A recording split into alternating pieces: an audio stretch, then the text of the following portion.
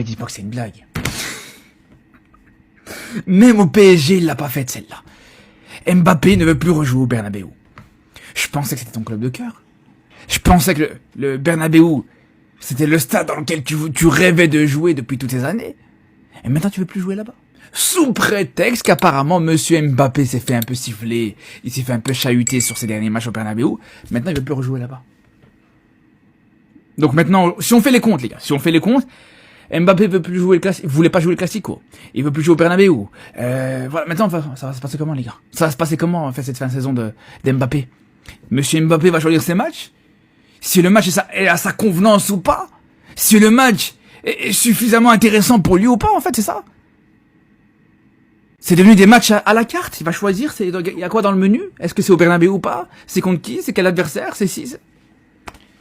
Waouh, franchement, vraiment, si c'est vrai les gars, mais je vous jure, je crois que vraiment c'est du jamais vu. C'est du jamais vu. Je pense que là vraiment on a atteint un extrême et une limite encore plus importante que ce qu'on pouvait imaginer chez Mbappé les frères. Non mais elle manquait plus que ça. Kylian Mbappé vient de prendre une décision les amis qui va encore faire parler. Mais avant ça, je tiens déjà à vous informer que Florentino Pérez a convoqué une réunion du conseil d'administration aujourd'hui même. Et l'objectif sera de discuter du nouvel entraîneur qui sera probablement José Mourinho. José Mourinho qui d'ailleurs aurait déjà posé ses conditions au Real Madrid. Selon le média Diarios, il souhaiterait être impliqué dans les décisions concernant les postes à renforcer lors du mercato. Il demanderait également que son travail soit totalement respecté sans interférence extérieure, chacun devant rester dans son rôle. Alors là pour le coup il fait bien de mettre ces conditions là, parce qu'on sait très bien que c'est ce qui a manqué à Xabi Alonso à son arrivée. On nous informe également que le Real Madrid pourrait recruter 3 ou 4 défenseurs dès cet été. Et je pense qu'on est tous d'accord pour dire que c'est l'un des secteurs où on est le plus faible. Militao et Alaba se blessent H24, on peut plus compter sur eux. Rudiger, merci pour tout mais ça dégage. Raoul Asensio et Dean Hussein, pas très expérimentés. Et l'info qui moi me fait rire les amis, c'est qu'après la bagarre entre Tchouaméni et Valverde, on apprend que certains poids lourds du vestiaire demandent maintenant au Real Madrid de vendre Federico Valverde cet été. Ça va vraiment pas la tête hein. Genre avec tout ce qui s'est passé au cours de cette saison, c'est sur Valverde on veut montrer qu'on est une institution. On termine avec Kylian Mbappé les amis, comme vous pouvez le voir il ne reste plus que 3 matchs au Real Madrid en Liga. Et comme par hasard après le Classico on apprend que Kylian Mbappé se sent beaucoup mieux. Selon le média Marca, Kylian Mbappé ne compte pas se mettre en retrait. L'attaquant a l'intention de revenir cette semaine avec le Real Madrid. Il se pourrait qu'il soit présent au Santiago Bernabéu ce jeudi contre le Real Oviedo. Sauf que malheureusement pour lui, avec tout le manque de respect qu'il a commis envers le Real Madrid hier, en publiant des stories pour se foutre de notre gueule, et bah dites-vous que les supporters madrilèns l'attendent au Carrefour. D'ailleurs hier on l'a vu sur le média El Chiringuito, tout le monde l'allumait. Apparemment ça commence même à regretter le transfert d'Mbappé. Et le pire c'est qu'on sait tous pourquoi il veut revenir pour le Pichichi. Et en venant au Santiago Bernabéu on sait très bien ce qu'il attend. Une source madrilène confie que Kylian Mbappé veut éviter de rejouer au Santiago Bernabéu cette saison, après avoir été déjà sifflé par les supporters. Il sait très bien ce qu'il attend.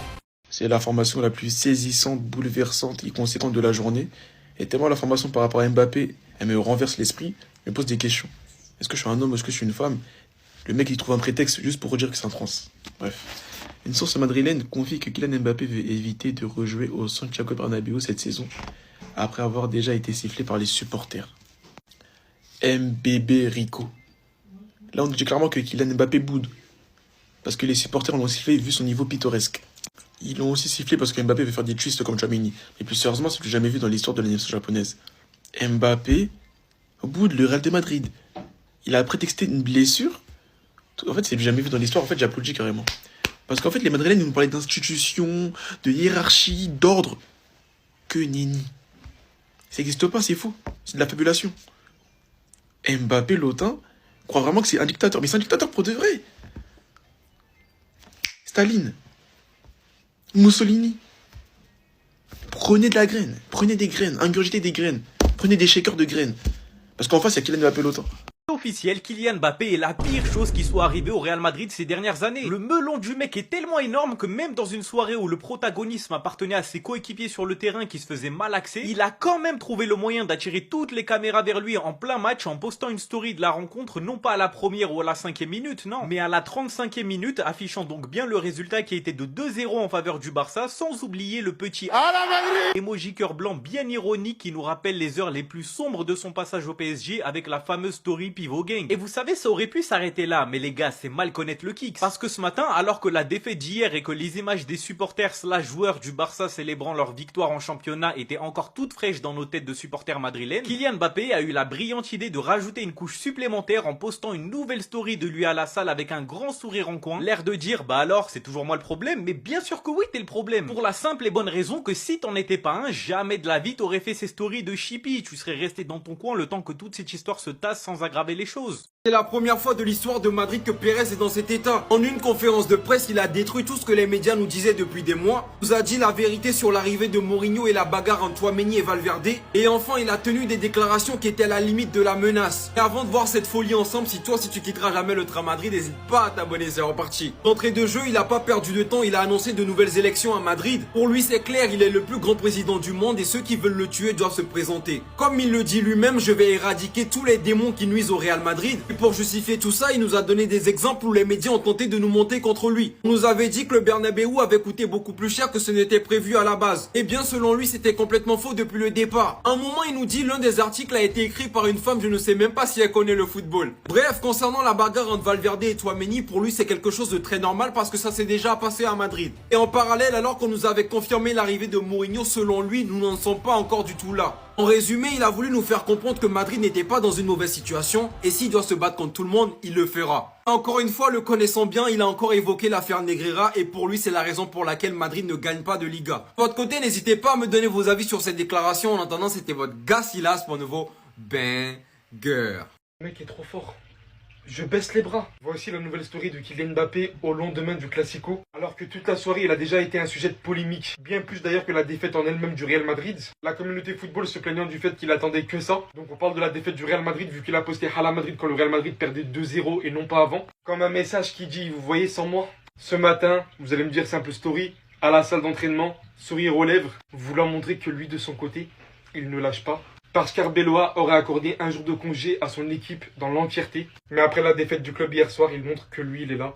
Il s'entraîne. Et ce qui me fume par-dessus, c'est vraiment son sourire.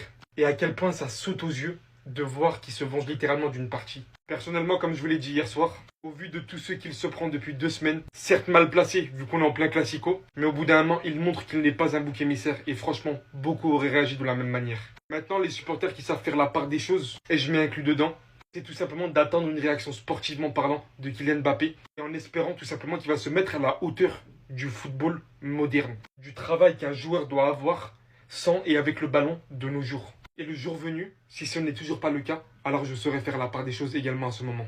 Il y a 2 joueurs du Real Madrid qui sont détestés par les autres joueurs de l'équipe. Voilà, ils ne veulent plus d'eux dans l'équipe. On va voir de qui il s'agit.